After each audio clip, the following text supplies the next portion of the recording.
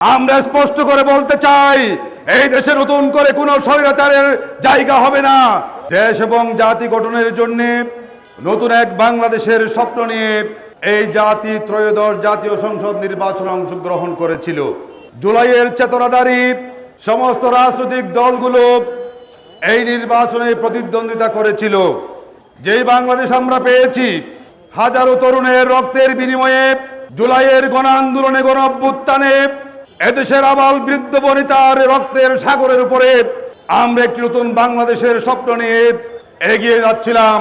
কিন্তু নির্বাচন পরবর্তী সময়ে আমরা দেখতে পাচ্ছি, যারা ওই গণভোটে জুলাইয়ের চেতনার পক্ষে কথা বলেছিল, যারা হ্যাঁ ভোটে জনগণের ভোটাধিকার প্রয়োগের আশা ব্যক্ত করেছিল, হ্যাঁ ভোটের 70% দেশের মানুষ ভোট দেওয়ার পরেও আজকে তারা গণভোটের গণরায়কে উপেক্ষা করে একদলীয় শাসন ব্যবস্থার দিকে এই জাতিকে নিয়ে যেতে চায়।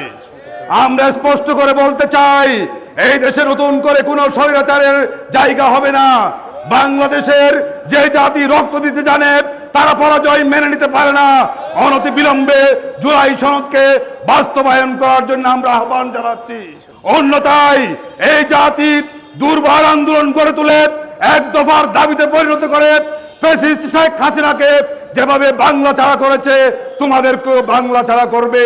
আর তাই সময় থাকতে শুভবুদ্ধির পরিচয় দিয়ে জুলাইয়ের গণরায়কে মেনে নিয়ে সংবিধানে এই গণভোটকে হাকে জয়যুক্ত যেভাবে করেছিল, এই জুলাই সনদকে বাস্তবায়ন করার জন্য উদাত্ত আহ্বান জানিয়ে আমার বক্তব্য এখানে শেষ করছি।